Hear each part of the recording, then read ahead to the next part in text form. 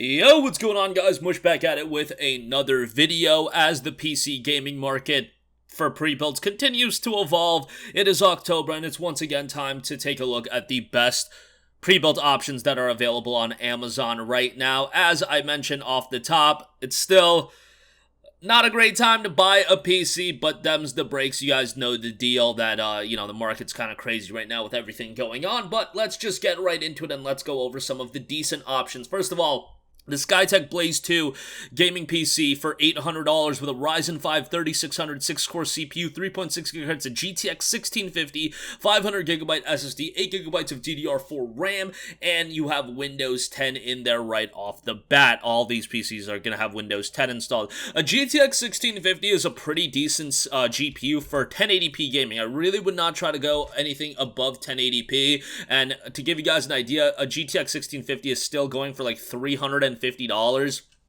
to $350, especially for a new one. So I mean, not a great option, but $800 isn't like breaking the bank either, so a decent 1080p option here with a Ryzen 5 3600 as well. I thought that was worthwhile a mention. Okay, moving on from that, we have the CyberpowerPC Gamer Xtreme with an Intel i5 10400F 2.9 GHz GTX 1660 Super, 8GB of RAM, and a 500GB NVMe SSD. This goes for $950. I've talked about this PC a lot. I have it myself. The lowest that I've seen it for was around $750, but that was during Amazon Prime Day and it went out of stock right away. If you can get it cheaper than $950, definitely it becomes a pretty good option. A GTX 1660 Super is still going for a premier price point. I will pull that number up for you guys right now, but it's going for close to $500. So a 1660 Super covers more than half of the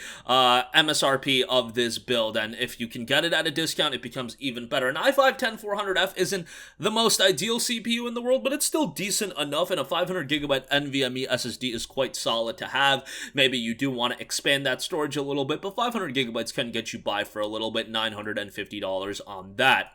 Now we're going a little bit higher end. Honestly, from the options that I was seeing in stock, there weren't a lot of compelling options for the $1,100 to $1,200 range. If you did want something for like $1,100, you can get a PC with a quad-core i7 3.3 GHz, 16GB of RAM, a 500GB SSD, a 1TB HDD, and also has a GTX 1660 Super, but that's a renewed PC. So I'll leave a link to that in the description box below if you guys want to see it.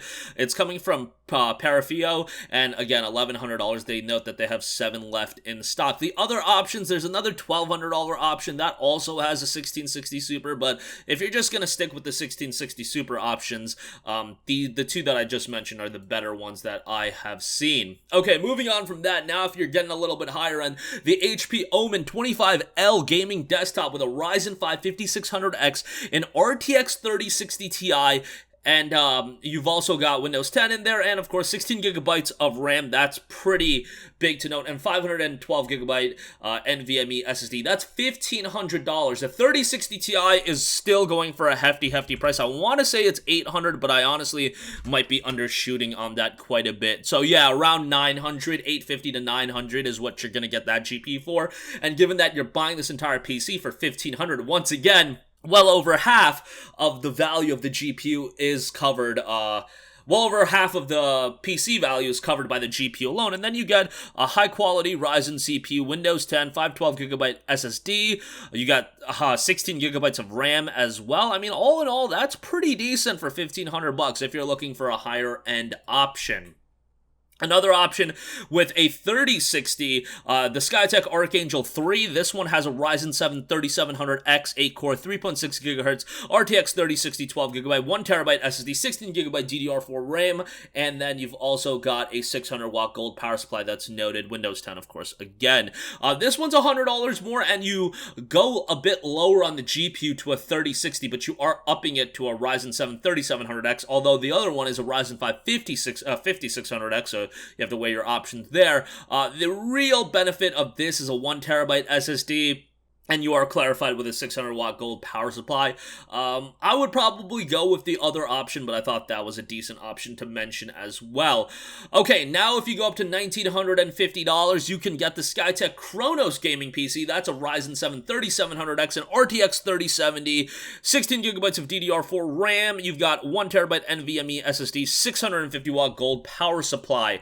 Now, 3070s are going for a premier price point. You're talking north of $1,000 here, so that's really where the price of this PC is coming from. You're seeing listings on eBay for $1,200. A Ryzen 7, 1 terabyte NVMe, everything else comes together. A 3070 is a very high quality GPU. Obviously, it can run stuff at 1440p. You can go up to 4K if you want. 4K is going to be a little difficult with some games. You could definitely do 4K, but we're talking maxed out 60 frames per second. That might be a little difficult with the highest of end games, but $1,950 for that. And then lastly, the SkyTech Shiva with a Ryzen 5 5600X, RTX 3080, 16 gigabytes of DDR4 RAM, 1 terabyte NVMe SSD, 750 watt gold power supply. That is available for $2,400. And of course, once again, the value comes from the RTX 3080, which is listed at around $1,500 to $1,900 on eBay. So yes,